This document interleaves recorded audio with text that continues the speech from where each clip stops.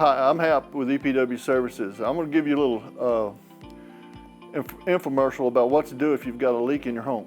A lot of people don't know how to turn their water off, where to turn their water off. We're going to talk about the curb stop out at the meter, where it is, how to use it, how to get to it.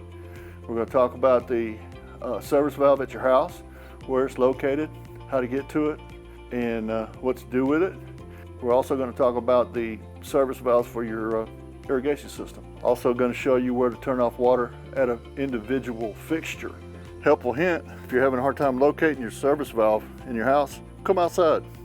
Closest hose bib to your meter, that's considered a system drain.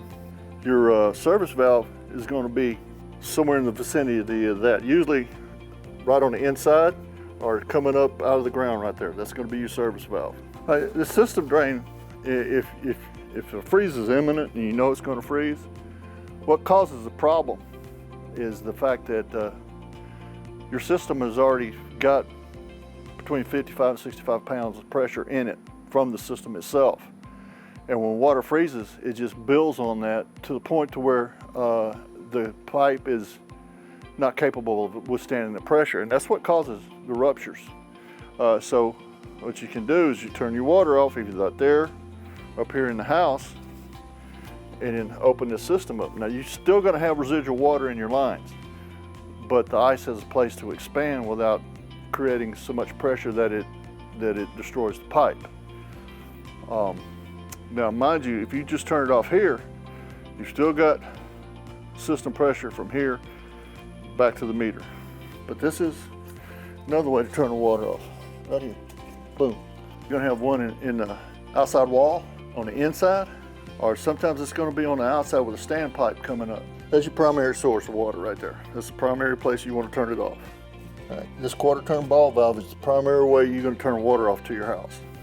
All right, if you ever have to get into your meter, if you got a remote sensoring unit on your meter, you're gonna have two of those. And there's gonna be wires and what have you in it. It's low voltage, you know, there's nothing to be afraid of. But when you pull it open like this, okay, see I got a bunch of water in here. A word to the wise, when you pull that, if you pull that valve box cover off, have a good look in there before you stick your hand down in it. Because there's always, well not always, but a lot of times there's some little buddies down in there. Like frogs, they ain't bad. Lizards, they ain't bad. Spiders, they ain't bad. I've seen moccasins in there too. So have a good look before you stick your hand down in there.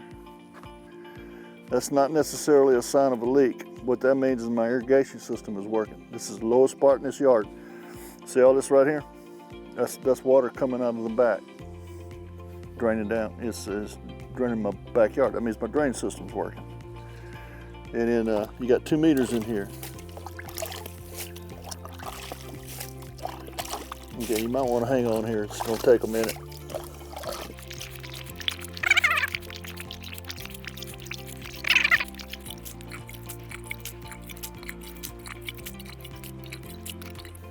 It's a digital meter. Sometimes they'll have a dial.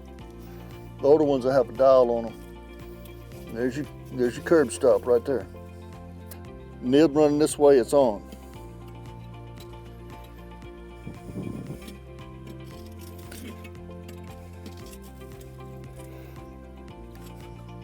That's off. Okay, we got it back on. In the city nowadays, when you redo the water line from the meter to the house, they require that you put a service valve in front of this meter because they really don't want you turning this meter off. Older meters, you're going to have a hard time turning it off if you can turn it off, because it hadn't been turned in 40 years. It's frozen. So they'll make us put a valve in front of that meter, because anything on the street side of that meter belongs to the city. Anything on the other side of that meter belongs to you. All right, the most common problem you're going to have with a freeze around here is this vacuum breaker. Now this is a part of the irrigation system. This is a device that prevents water from moving backwards and getting some of this nasty water out of your ground into the public water system. That's the primary reason the utility district requires this. And there's several parts to it. You've got to, okay, the water always comes in right here. So this effectively isolates your irrigation system from the water system at your home. Now that's turned off. When it's across the line, it's off. This effectively isolates all of this. Now, once you've isolated it, either here or out at the front, these little pitcocks right here are test ports. Now, if you'll take it, see those little valves right there? And that's closed. See, it's always across the line, it's closed. You open it up, let the pressure off. And that'll keep you from blowing this out. And it'll also keep you from splitting your valves. A lot of times it'll blow that out and split this valve. That's when it gets real expensive. That's supposed to ensure that this brass valve doesn't get destroyed. Doesn't always work that way. So if you can, when it's going to freeze, turn your irrigation system off. Now when you go to turn it back on, you got to see that?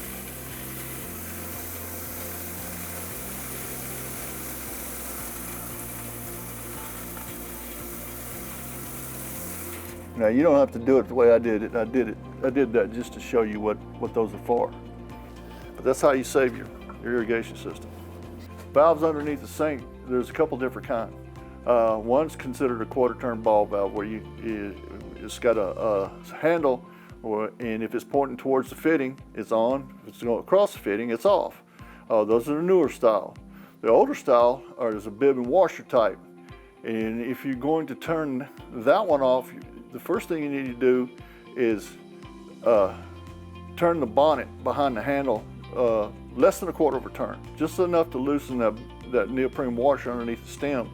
Then turn your stem off, and that should isolate that particular fixture from either your hot or cold, whichever one it is. And when you go to turn it back on, you need to open the valve up. It may drip just a little bit, and then tighten your bonnet till it doesn't drip anymore. But that's how you handle those bib and washer type of valves. The information I've just given you is the steps you should follow if there's ever going to be a hard freeze, like we just had back in February of 2021. You know, the biggest problem we have is the fact that people did not take care of their pipes prior to the freeze. You've already got pressure in that line.